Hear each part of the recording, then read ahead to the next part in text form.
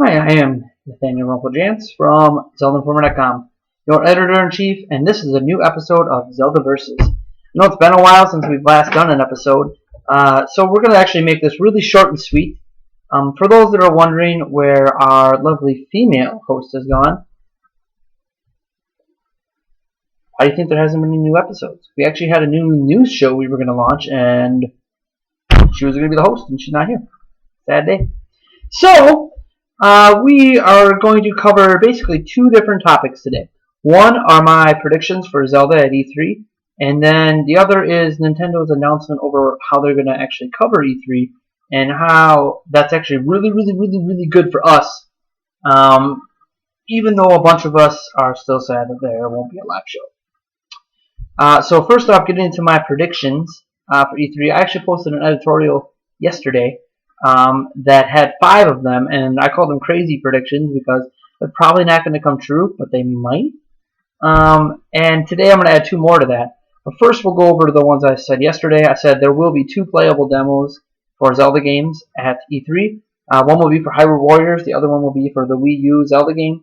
I said Majora's Mask 3D will get teased in some way, mentioned, cameo appearance, Easter egg, whatever, and fans are going to think it's confirmed when Nintendo is not going to actually confirm it's happening. I know a lot of fans would like me to predict it's going to happen, but if it does, great. But it's not. I don't think it's going to get confirmed. Just my thoughts. Zelda U will shock the world. The 2014 holiday release date. There will be the new Zelda game will feature visuals that are similar to the tech demo in terms of style. And the 3DS will have a companion app that works with the game in some fashion. So that's how I'm viewing yesterday's editorial, and you can go read more of that tomorrow below the link. Today I'm going to add 2 more predictions to that. One is that Zelda U will not be open world in the way that we think open world games are. It won't be anything like Skyrim. It won't be anything like Grand Theft Auto. It won't even be anything like Xenoblade Chronicles. Reality is that what A Link Between Worlds did wasn't really truly open world either. It was still like you could do dungeons out of order, but you still had to do a couple of those dungeons before more dungeons opened up, and the whole world wasn't always available to you. It was more open than we have seen a Zelda game be in many years, but that's still not the same as what gamers have come to know of as open world. In addition, A Link Between Worlds has sold less than 2 million copies so far. But in its lifetime, it'll probably move over 2 million copies. That's still actually one of the lower selling Zelda games out there. So I'm not sure that any ideas they put into that game, even as well received as those ideas were with the people who bought the game, should really be brought over to Zelda U, because Zelda U needs to be appealing, and A Link Between Worlds isn't very appealing. The people that play it like it, but getting people to want to play it, that's a totally different story. So, beyond that, the other prediction is kind of a 2-parter. It's kind of an either-or. The control options for Zelda U are either going to be just the gamepad, nothing else. No other controllers. No Wiimote, no Pro Controller, no Classic Controller, nothing. No other control options except the gamepad. And that's because they would want to use the features of the gamepad in tandem with the game so much that you would not be able to actually play the game without it. Sort of like Zombie U, if that makes sense. And the other, the either-or, the or is that you will be able to use another controller, but it's not going to be the Pro Controller. It'll be the Wiimote. And it's going to be where you do use the gamepad for most of it, but there'll be sections of the game where it'll ask you to set down the gamepad, pick up the Wiimote, which I know breaks immersion for many of you, sorry. And then you'll have to use it for mini games or for a certain item that you're going to use. And I don't know, I mean, if it's for an item use, I don't think it's that bad, because I don't know how that breaks immersion. It's an item, because if you think about it, you're getting a new item out of your bag to use, so you have to pick up the item to use it. So it actually kind of makes sense if it's being used for a specific item.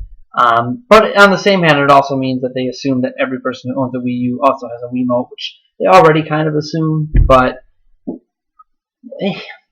Maybe they can package a special edition Wiimote in with it or something again like they did with Skyward Sword. Anyways, those are just predictions. You can feel free to talk about them below and have lots of fun and poke fun at me for being dumb. It's okay. They're just predictions. I don't know anything about the game. You don't know anything either. We're just having fun. Outside of that, Nintendo has chosen to do a digital event for E3 this year, which, if you remember, they went pretty much, well, not pretty much, they did. They went all digital last year with their press conference. They did a special Nintendo Direct, which most of us couldn't even watch because the stream was down. There were so many viewers trying to view it that Ustream couldn't handle it. Now Nintendo streams over multiple various things. Chiefly, their big one is YouTube, because YouTube does live streaming. So they stream on YouTube now, and YouTube can handle a much larger load than Ustream. But they still use Ustream, and I think they might even be using Twitch this year too. The point is that they're going to have multiple ways to view it, so you shouldn't have any problems with crashing. Plus, they might allow bigger sites like Game Trailers or IGN to run their own individual streams. So there's going to be a lot of ways to view it. But beyond that, this year, which is an improvement over last year just in terms of being able to watch the event, they're doing a lot. They had demos at E3 or at Best Buy last year, but this year they have one demo, and that is of Smash Bros. For the Wii U at Best Buy's after E3. Awesome. Obviously, this isn't the first time they've done something like this, so that's not really a surprise. But what is a surprise is they still rented out the Nokia Theater, not for a presentation, but to host a live, in-person, and online Smash Bros. Tournament with 16 of the best players in the world. Now, we don't know the players list yet. We're pretty sure they're going to be playing the Wii U version because I don't know how they're going to host a proper tournament for the 3DS version. Plus, they want to advertise the Wii U, and it's a perfect opportunity to do it. And because future Smash tournaments are probably going to be with the Wii U version anyways, assuming that they can kind of minimize the input lag of a wireless controller. But that's besides the point. Anyways, when you look at it, that on the surface is already pretty exciting. They're capturing the hardcore video gamers that like to watch people play games competitively.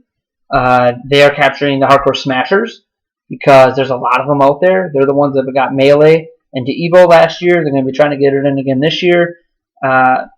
It's exciting.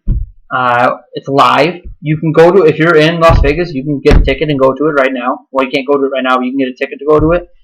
You can obviously, watch online. There's going to be live commentators. Hopefully, there's some of the known commentators out there because that'll really excite the crowd that usually watches these things online. So that's all great and dandy. In addition, obviously they're going to have their conference live stream, which I talked about how they're going to have a whole bunch of different ways to stream it. And it's all online. It's not going to be, live in person.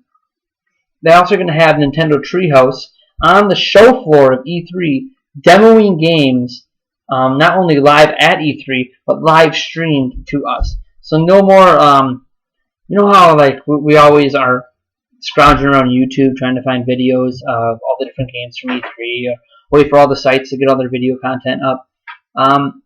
We're still going to have uses for that, but it's going to be minimalized or marginalized because Nintendo will probably have direct streaming video of those demos, which is a pretty rare thing for E3.